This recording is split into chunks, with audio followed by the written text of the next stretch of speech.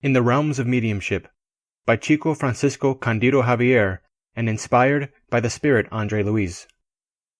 Chapter 14 in Spiritual Service. We were heading away from the Spiritist Center when Donna Selina's discarnate husband, who we had been seeing during the meeting, approached us. He seemed to know Aulus because he stopped next to us and said, "My dear assistant, a moment please." Aulus introduced him. "This is our brother, Abelardo Martins. He was Selina's husband and has been adapting himself to the way we carry out our activities."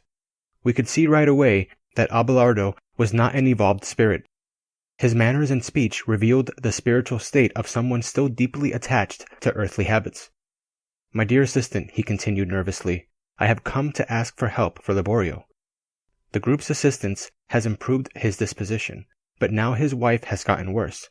She doesn't leave him alone." "You can count on us," Aulus readily replied, "but we're going to need Selina's help."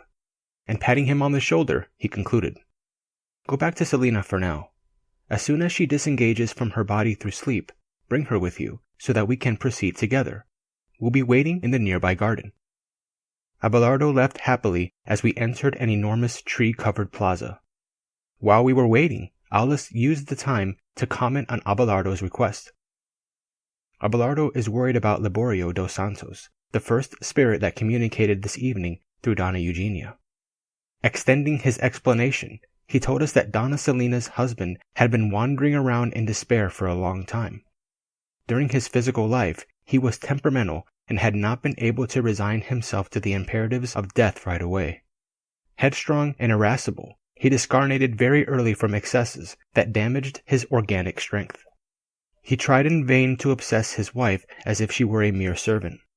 When he realized he couldn't vampirize her, he spent a few years in the realms of darkness amid rebellious and irreverent spirits until the prayers of his wife, aided by the intercession of many friends, were able to alter his mind. Finally, he yielded to the facts. Abelardo acknowledged the impropriety of his mental intemperance, and after being suitably prepared by the group of friends at the center, he was admitted to an assistance organization where he started to serve as a warder of imbalanced brothers and sisters. As soon as the assistant finished this brief biography, Ilario asked, "The contact with Abelardo raises interesting questions. For instance, will he continue in communion with his wife?" "Yes, their love is deeply rooted in the past." "In spite of their differences?" "Why not? Does the Heavenly Father stop loving us because of our faults?" "Indeed," agreed Ilario, a bit disappointed. "That is indisputable. However, has Abelardo reconnected with his wife?" "Completely.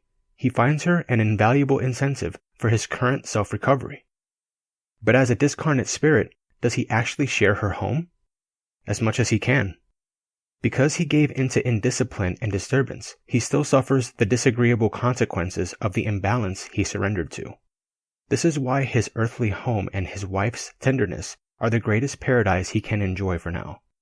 He dedicates himself daily to the arduous service of assisting demented spirits, but he rests, whenever possible, at home next to his wife. Once a week, he accompanies her in prayer at home. He is closely associated to her mediumistic endeavors, and every evening, when circumstances allow, both dedicate themselves to assisting the ill. They were not only husband and wife in earthly terms, they were indefinitely good friends, and Abelardo is now trying to make good use of the time for readjustment. He dreams of the moment when, changed for the better, he will receive Selina when she returns to the spirit world. "Is that common? Is the separation of couples only imaginary?" "One case does not make a rule," Aulus responded good-humoredly. "Where there is no affinity of sentiments, the earthly marriage is a redemptive endeavor and nothing more. In most situations, death only confirms a separation that already existed in everyday life. In such cases, the spouse leaves the physical body after his or her trial, like a debtor who has found peace after having paid everything off. However, when the ties of the soul rise above the emotions of the human journey, even in the case where the surviving spouse marries a second time, the spiritual communion continues sublimely in a loving and constant exchange of vibrations and thoughts." Ilario thought for a few moments and concluded, "Crossing over from the grave effectively imposes peculiar changes on the spirit. Each traveler on his or her own path, each heart with its own problems. Blessed are they who renew themselves for the good, added Aulus, contentedly. True love is sublimation in motion through selflessness. Those who cannot yield on behalf of their loved one's happiness might, of course, love deeply and with caring, but they won't be able to experience the glory of pure love. After death, we usually learn the science of love by sacrificing our dreams so that we may not love according to our own desires, but in conformity with the Lord's law. Mothers obligated to hand their children over to the trials they need. Fathers compelled to renew their plans of family protection. Wives constrained to entrust their husbands to other sisters. Spouses that have to accept second marriages in the home they left behind. All these are examples of what we find in the vicinity of Earth. Death is a call for fraternal understanding, and when we do not accept its challenge, suffering becomes our lot. And with a big smile, he added, when love does not know how to divide itself, happiness cannot multiply itself. The conversation continued, interesting and animated, when Abelardo and Selina arrived. They were comforted and happy. In the company of his wife, our new friend appeared lighter and more radiant, as if he had absorbed her vitality and joy. From the look on his face, I could tell that Ilario had a world of questions to ask. Aulus advised, however, let's go. We need to act quickly. A short time later, we entered a nebulous region in the darkness of the night. The stars disappeared from sight. I got the impression that gasified bitumen was the predominant element in that environment. All around us, we heard weeping and cursing, but the small lamp that Abelardo now held enabled us to see only the narrow trail that we were supposed to follow. After a few minutes into our journey, we arrived at a poorly lit building that housed several patients under the care of attentive caretakers. We went in. Aulus explained that we were in one of many emergency hospitals in the purgatorial realms. Everything spoke of poverty, need, and suffering. This is my current temple of work, said Abelardo, proud of being an important piece in the apparatus of service there. We were greeted by Brother Justino, the head of the institution. He apologized for not being able to accompany us. The place was full of discarnate psychopaths, so he couldn't get away for now. However, he gave us permission to go about freely. The disharmony was indeed so great that I couldn't hide my astonishment. How to consider readjustment in such a tormented environment? The assistant, however, came to my aid. We have to realize that this is a refuge for the desperate. According to the type of reaction they exhibit, they are either taken right away to establishments of positive recovery, or they are returned to the areas of affliction whence they came. We reached the simple bed where a glassy-eyed Laborio showed himself distant to any interest in our presence. He gazed at us impassively. He displayed the expression of the mad, transfigured by hidden afflictions. One of the guards approached us, telling Abelardo that the patient showed increasing anguish. Aulus examined him paternally and said, the thought emitted by the incarnate sister whom Laborio is vampirizing is present in him, tormenting him. They are both attuned to the same wavelength. It's a case of reciprocal persecution. The benefits he received during the meeting are now being eclipsed by suggestions projected from afar. So what we have here, I assumed, is an exact copy of what we commonly see on the earth in the area of tormented mediumship. These are mediums who, relieved of the vexations they endure from lower spirits, quickly call them back, automatically reconnecting with them despite our best efforts to liberate them. Yes, Aulus agreed. As long as their spiritual dispositions are unchanged, and until they start thinking differently, they will remain in mutual captivity, where obsessor and obsessed feed on each other's emanations. They fear separation due to the crystallized habits they share according to the principles of affinity, and from there arise the obstacles of the dual recovery that we wish for them. The patient had become more anxious and paler. He seemed to be experiencing a dreadful and uncontrollable inner storm. Everything points to the proximity of the sister who has seized control of his mind. He shows himself to be even more dominated, more afflicted.